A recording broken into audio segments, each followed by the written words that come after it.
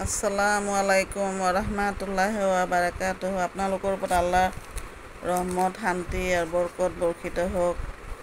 আজি দেওবাৰ, গোটেই দিনটো যেন আপোনালোকৰ ভালে যায় আৰু সকলো বালা মুচিবতৰ পৰা আল্লাহে যেন বিপদ আপদৰ পৰা আল্লাহে ৰক্ষা কৰে, এই কামনাৰে মই মোৰ বক্তব্য আৰম্ভ কৰিছোঁ।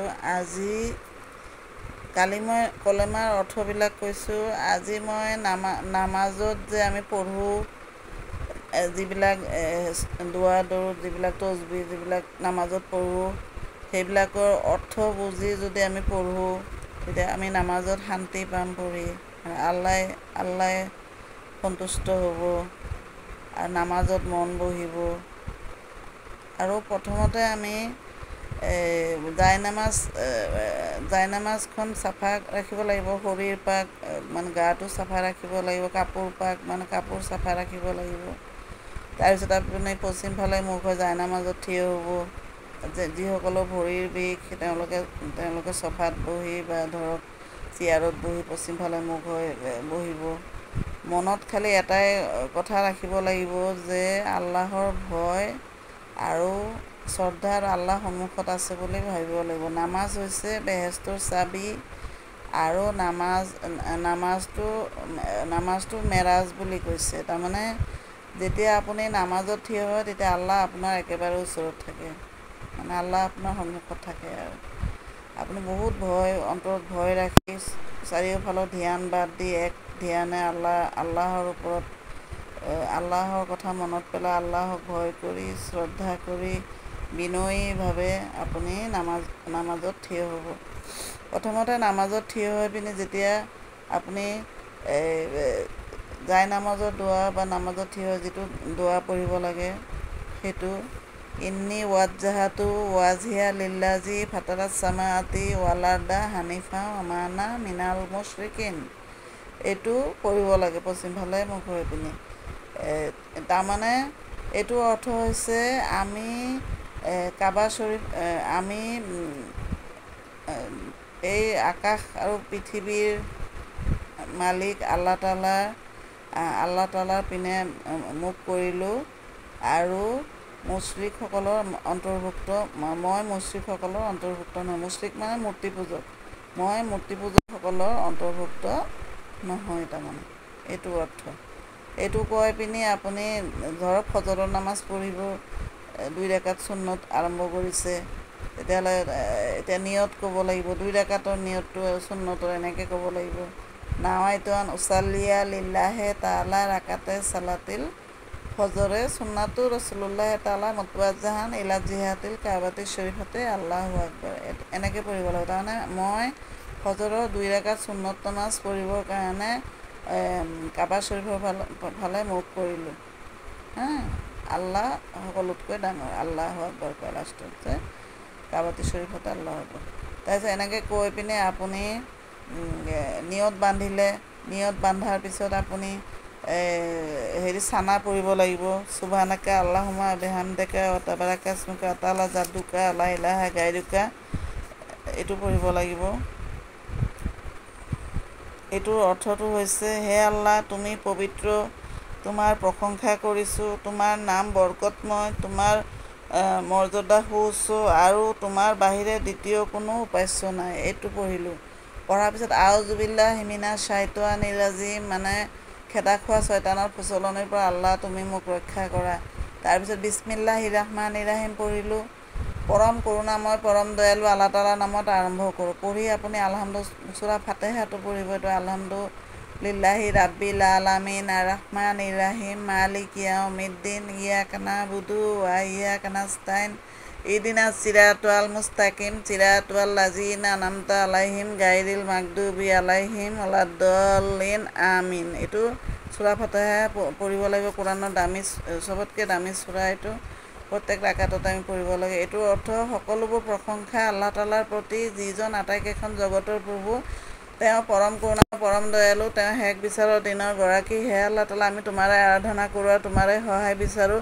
তুমি আমাক সেই পোন বাটি দেখুওৱা, সেইসকলৰ বাট যিসকলৰ ওপৰত তুমি তোমাৰ অনুগ্ৰহ কৰিছা, যিসকলৰ ওপৰত অভিশাপ পৰা নাই আৰু যিসকলে বিপথে যোৱা নাই। আমিন কবুল কৰা। তাৰমানে তাৰপিছত বিছমিল্লাহিৰ ৰহমানিৰ ৰহিম কৈ যিকোনো এটা চূৰা ক'ব। পৰম কৰুণাময় পৰম দয়ালু আল্লাহ তাআলাৰ নামত আৰম্ভ কৰোঁ কৈ পিনি আপুনি ধৰক চূৰা ইখলাছটো ক'লে।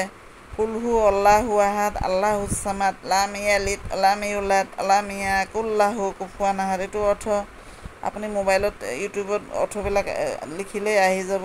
তাতে চাই সেইবিলাক শিকিব, মনত পেলাব চেষ্টা কৰিব। তেতিয়া আল্লাহে আপোনাক বহুত ভাল পাব, আপোনাৰ মনতো শান্তি পাব।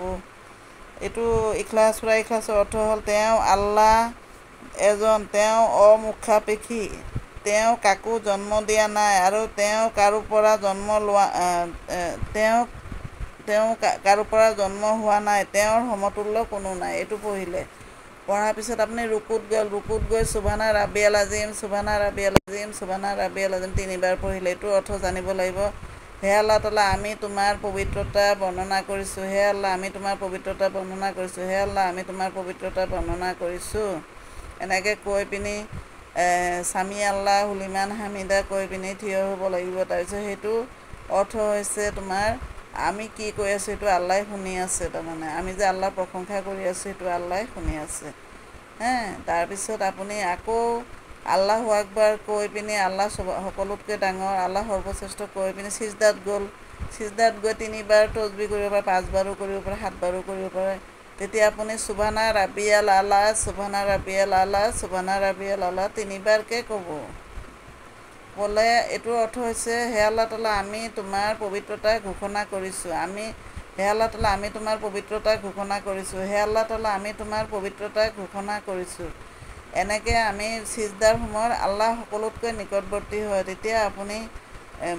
তেতিয়া আপুনি মনৰ যি ইচ্ছা তেতিয়া ক'ব আৰু আল্লাহৰ ওচৰত মনে মনে সুবহানা ৰাব্বিয়াল আলা 3বাৰ কৈ আল্লাহু আকবাৰ কৈ পিনি বহি পিনি মাজত এটা দোৱা আছে। দোৱাটো মই এতিয়া দোৱাটো ক'লেও হয় নক'লেও হয়, মানে ক'লে ভাল আৰু সেই দোৱাটো মই কালি ক'ম বাৰু। তাৰপিছত আল্লাহু আকবাৰ কৈ পিনি আকৌ ছিজদাত যাব লাগে। তেতিয়া 3বাৰে কওক বা 5বাৰে কওক বা 7বাৰে কওক সুবহানা ৰাব্বিয়াল আলা সুবহানা ৰাব্বিয়াল আলা সুবহানা ৰাব্বিয়াল আলা। অৰ্থটো মই কৈ দিলোঁ। হে আল্লাহ তাআলা, আমি তোমাৰ পবিত্ৰতা ঘোষণা কৰিছোঁ। এনেকৈ কৈ আল্লাহু আকবাৰ কৈ আৰু আল্লাহু আকবাৰ কৈ পিনে খাৰা হৈ পিনি বিছমিল্লাহিৰ ৰহমানিৰ ৰহিম কৈ আলহামদু চূৰাটো কৈ আকৌ যিকোনো এটা চূৰা ক'ব। ধৰক যিকোনো এটা চূৰা ক'লে আৰু সেইটো অৰ্থটো ইউটিউবত চাই ল'ব। যিকোনো এটা সৰু চূৰা কৈ পিনি বাকীখিনি একে আৰু মই কৈ দিলোঁ যেনেকৈ ৰুকুত গৈ ক'ব, তাৰপিছত ছিজদাত গৈ আকৌ বহিব। 2 ৰাকাত হৈ গ'ল নহয়। এতিয়া বহি পিনি আপুনি আত্তাহিয়াতুটো ক'ব যে সেইটো অৰ্থটো মই কৈ দি আছোঁ। আত্তাহিয়াতু লিল্লাহি আসসালাৱাতু আত-তাইয়্যিবাতু আসসালামু আলাইকা ওয়া আইয়ুহান নাবিয়্যু ওয়া রাহমাতুল্লাহি ওয়া বারাকাতুহু আসসালামু আলাইনা ইবাদিল্লাহিছ সালিহিন আশহাদু আল্লা ইলাহা ইল্লাল্লাহু ওয়া আশহাদু আন্না মুহাম্মাদান আবদুহু ওয়া রাসূলুহু।